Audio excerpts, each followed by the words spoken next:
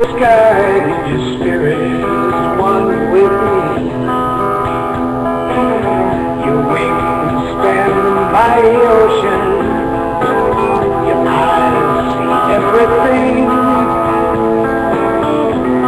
The slightest of your motions can make the continents ring. Yet in all your mighty glory, from the sky, leaving just another story, mysteries of man-made life. They tell of how you fell from the sky. Good morning, ladies and gentlemen. Welcome to another edition of the Free American Hour. I'm your host, Clay Douglas, and just get ready to leave probably tomorrow morning for, well, a couple of places. We're going to be going to the Two Broke for Sturgis rally up near Flagstaff. Then we're going to shoot across and go to Albuquerque to the Tesla convention there. And all the links for that are up on my website, freeamerican.com. And one of the people that we're going to be there with and talking to is right here, Paul Pantone. Hello, Paul. How are you? I'm fine. How are you today? I'm doing pretty good. This is not your first rodeo. You've been going to these Tesla tech conventions for quite some time, haven't you? Yeah, since 95. 95. Yep. When was it we met? I mean, I was still in California at that time. When you came around with your little your little Briggs and Stratton motor that would run on waste oil. That was May or June of 1983. 1983? Yeah. My God, you may be the person I've known longest. Well, at least you're still alive, you know. Not without them trying to put you down, right? Well, people have tried, but it isn't going to happen. Tell me, first of all, you built the GEAT system, but we probably have people that haven't heard about that. We got people all over the world. We're broadcasting all over the world, and we're up on. You can now get my show, folks. Go take your phone and set it up on the internet. If you got a smartphone, and you can go to TalkStreamLive.com and listen to the show in your speaker phones, in your cell phone. But tell me about GEAT, Paul. Well, it's a miniature refinery, basically. You put your fuel in a fuel tank and fire the engine up, and it starts up usually a lot quicker than it normally would with gasoline. The new fuel that's made is using all the exhaust heat that normally goes out into the atmosphere with all the unspent fuel, and it converts the heat energy back into new energy with the new fuel. And the new fuel usually has about 90-95% less emissions. So you get better mileage, a lot less pollution, and it's not exactly politically correct. Let's see. It was, I believe it was Rockefeller that said competition is a sin. You know, he hated competition. And he was successful in eliminating the ability to run our vehicles on alcohol. What would happen if you put alcohol, if you just made some alcohol up in your backyard and put it in your automobile with a GEAT system on it? Well, it depends on the grade of the alcohol. We have one generator that was set up over in Estonia, and it's being run off mainly the Russian vodka, because they kept it at the border and they poured into these drums, and the drums are taken down to the power plant. So the city can utilize that, and they're using the alcohol as a good fuel substitute or additive. So it runs good. You can make your own fuel. So what does it increase? Now you used to have it on what was that? Old Chevy. Oh, the Suburban. Yep. Our '84 Suburban. Suburban, yes, yeah. Yep. We drove that thing 85,000 miles to shows all over the United States that had a twin heat system on it. And some of the people that took it for test ride and came back said they only got 16 miles a gallon instead of 8. Others came back and said they got 40.2, 40.6. So there was a wide range of drivers, and depending on how you drive it, and do you have a lead foot, if you got a lead foot, you're probably going to only get a 50% improvement. And they, that means you're stopping at the gas station. That means Rockefeller ain't making that much money off. The Queen ain't making that much money off of you. And they don't like that, do they? No, they don't. No. In 1951, a law was passed. It's the National Secrecy Act. And anything that they claim is too good for the public to use, which would be hurting the economy of the country, can be pulled off the market and no time will be issued. So well, that kind of explains why they pulled marijuana off of it, doesn't it? Yeah, probably. Yeah, they'd rather have you taking that Valium to relax on instead of smoking a joint that you can grow in your backyard. Yeah, yeah. Now you've taken this device is being done. I believe it's not. I keep working on the Liberty Village thing. That's one of the reasons I'm going up to Sturgis to try to promote that idea. I've got some land up there to promote it on. We've already got a motorhome on it. Trying to get some samples of merchandise up there, like teepees, and we will have other merchandise here. But the GEAT system, if Liberty Village was set up, and it's set up to generate its own power, would the GEAT device that you've got in the carburetor, how would that work to create electricity from a generator, let's say? Well, it depends on what you're using for fuel again. It's against the law to run a car out of water. It seems as though everyone who comes out with a way of running on just plain water is usually dead pretty quick. So we try to teach people to be happy with just getting 50% improvement. And once you're at home and it's not in your vehicle but it's on a generator, if you want to use plastic, vaporize the plastic down. Once you heat it up and you vaporize it, you can just spill it back out and you can get gas, diesel, and kerosene out of the plastic. Or just use it the way it is and again. You can use transmission fluid. There's a lot of waste product out there that can be used as fuel. Now, if you happen to have crude oil in your yard and you're pumping it, check your contract. If you have any right to any of that crude oil, then take a few gallons here and there because you got 90 times more energy in a gallon of crude oil than you do a gallon of gas. More energy in a gallon of crude oil? Well, I saw your motor run on crude oil. I mean, you could just pour oil in your gas tank in your generator and run all day on that? Oh, yeah. With good clean exhaust. When we tested that at a certified smart shop in California, we had 1% more oxygen coming out the tailpipe than there was in the room. Zero hydrocarbon. We had zero carbon monoxide and zero carbon dioxide. Now, if you can get 10 times the life out of a gas engine, there's still no sign of wear. Then why would anybody want to go to a diesel?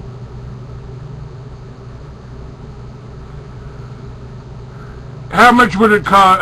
What would it cost? What does it cost somebody to install I don't know if you're in manufacturing at them yet, but you've certainly got. I know that you've had on the internet the directions for building a GEAT device for years. Well, we've got people all over the world that have. The problem, as I said, is once they have it on their car, they don't want to put a bumper sticker on there saying, I got a GEAT, because your car's going to be the first one you're going to grab and drive off. If you want a car with good mileage, hey, there's one right there. So between the government and just people paranoia about, I'm afraid my car get ripped off, so a lot of people who have done it just don't talk about it. Now, in France, it's a little bit more open. But in most countries, the government gets so much of that money for road tax that they do not want any public interference with their money stream. Well, that's what's happening here. Every tank of gas you buy has got a tax on it, doesn't it? Yep. So the government wants you to buy more. Yep. So it's a lot of people are putting it on other equipment. If you go to YouTube, you can just type in GEAT or GEAT Pantone, and you'll come up with probably Oh, depends on which server you're using. If it's, we've had anywhere from 600 videos to 1,200 videos pop up. So there's a lot of people out there that put their videos up and they're having a ball with it. One of the guys the other day put a big radiator out of a car on the front of his lawnmower to keep the vapors cooler and run the engine even longer. It's a cute-looking little toy, and you guys are having fun with it. But is it really a toy? Well, no, it's not. But that means that when your neighbors run out of fuel and you still have fuel for your generator, you're in a lot better shape.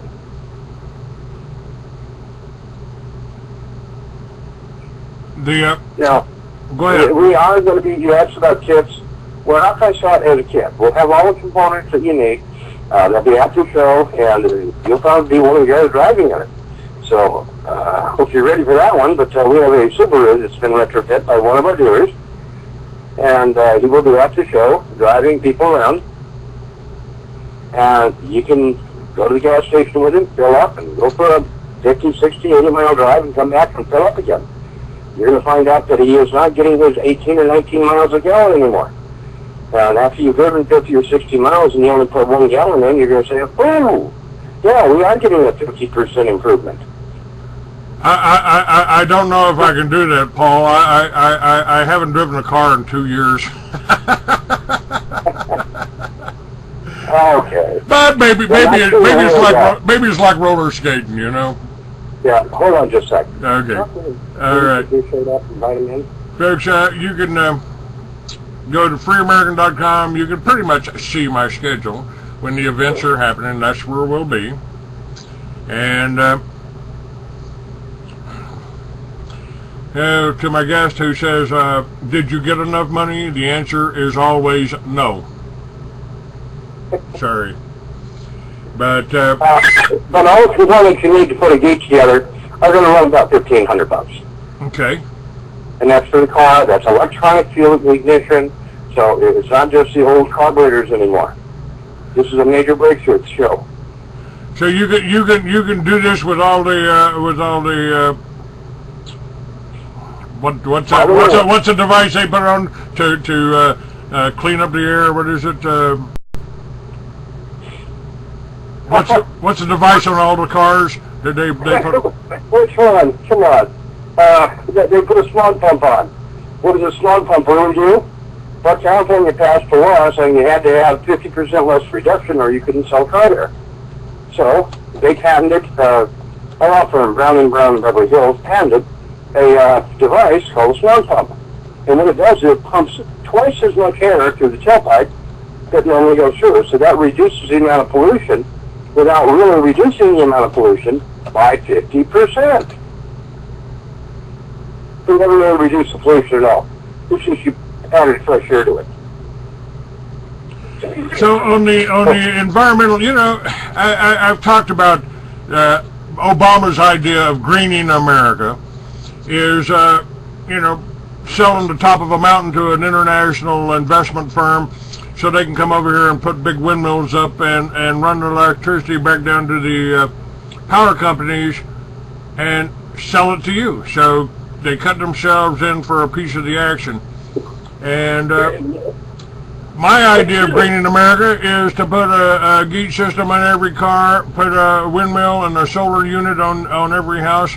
And there's also something I want to talk to you about, because the guy I just had on yesterday said he could build a generator that would run a Liberty Village and generate enough electricity to sell back to the power companies.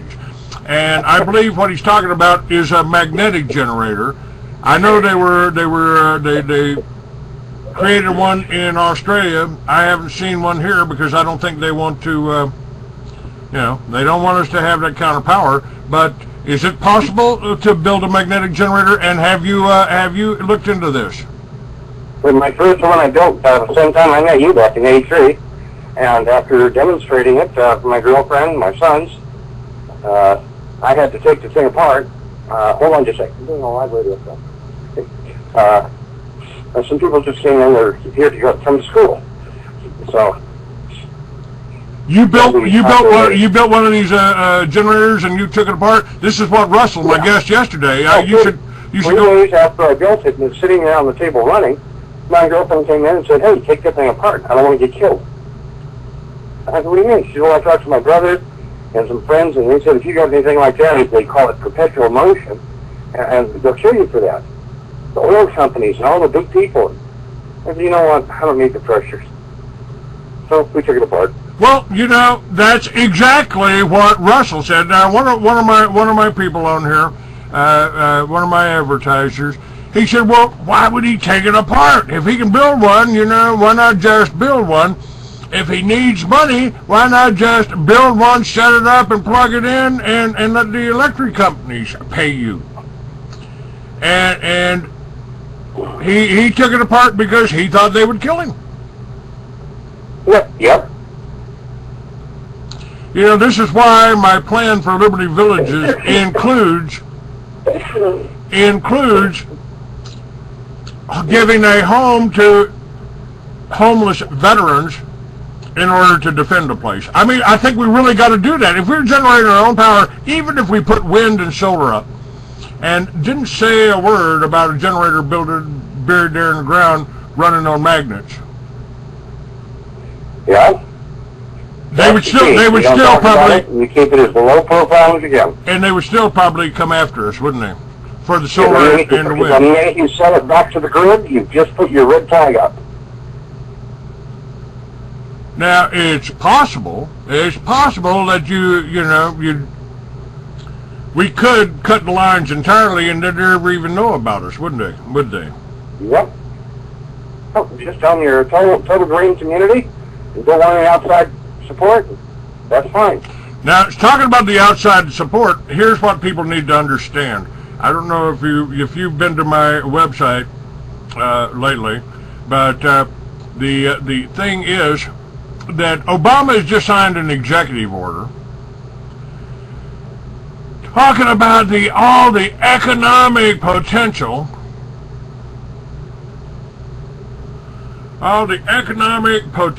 for rural communities. And how the government can come in and help because there's such a source of income and resource for food and minerals and everything else. So I said they're actually making a move on the self-sufficient family farm before we even get one done. Yep. That's just mind-blowing to me. Well, what's mind-blowing is how many years this goes back, 33 years now. And way back then, I could have put it on cars and trucks. I drove one my Cadillac down to my dad's house in Beverly Hills, and when he found out I was running on just water, he took the keys away from me to his house, and he said, "Get out of here and don't come back." I said, "Why?" He said, "Son, if anybody ever finds out you're running that Cadillac on water, they're going to kill me and you and anybody else who saw it." Now, I didn't talk to my dad. Let me confirm what you're saying. I had one of my father-in-laws. His name was Sheriff Babcock, and he worked on the Aswan Dam, and he built a Pogue carburetor, put it on his truck, getting better than 50 miles to the gallon, and he two guys showed up, black suits. "Mr. Babcock, we got to ask you to take that. You got to take that device off your car and destroy the one you got in the garage you're building for your neighbor." He said, "What if I don't?" They said, "We'll kill you." Yep. So I mean, this is a very real threat, isn't it? Yes, it is. I built 3 different kits to go on semis and started advertising back in 2001 that I was going to go ahead and come forward with a model for semis and diesels where they could get double or better their mileage. And all 3 times the shop got ripped off, all my stuff was stolen, I had to start over. They decided that I was still a threat because it looked like I was going to be able to do it, and no matter how many times they knocked me down, I got back up, dusted myself off, and just pushed forward. So I finally show up in court. They tried to nail me for security fraud, and I said, I'm not selling a security. They said, well, when people come to your school as a security. And when you really read the Utah law on that, it's basically anybody who loans you $100, if they get their money back, with any involvement in your business, even knowledge, that means that's a security. So they could nail every attorney and everybody else out there, and every doctor, and throw them all in prison. But they chose to come after me, and they realized I'd hired several attorneys, I was going to win. So I walked in the courtroom, and the judge says, they looked up this man. He's delusional. He thinks he can run an engine on things that are not in science books as fuel.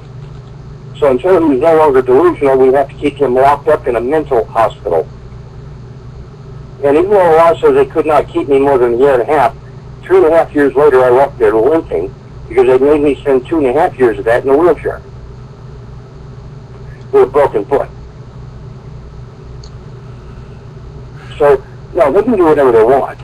When I saw the number of people in jail there in Utah that were only there, and we're talking veterans and Marines and Army guys that were in jail because they had a pencil in the car and the ticket that they got brought in on because of Homeland Security says possible forgery instrument. Possible what? Forgery instrument. You got a pencil and pen in your car and you can be arrested for that? Yes.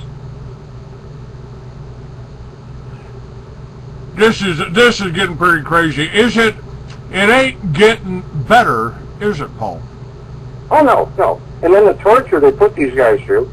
I saw there were 64 guys in the unit they held me in, and at the jail there in Salt Lake City.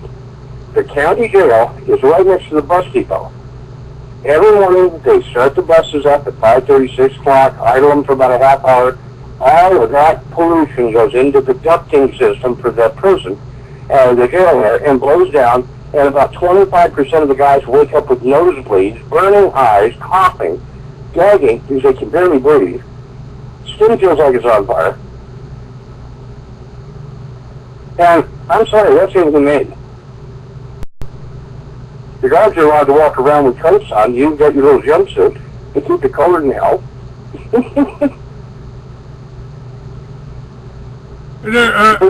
It's for their safety, though, not ours. They just held. Fresh air. We just did a story. I did it for Veterans Today. Donna Taylor and her son Mark, who was one of their first kids shot at Columbine, and they held him for a year. He went into the hospital for some poisoning by methane gas, and they put him into a care facility and kept him there. And kept him there. Yep.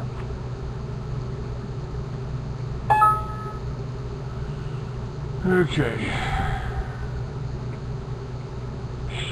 So on the brighter side, if the government says we can only have 50% improvement, fine. We'll give them a 50% improvement. Sometimes my math isn't good, so if your car gets more than that, bring it back and we can detune it so that it's only a 50%.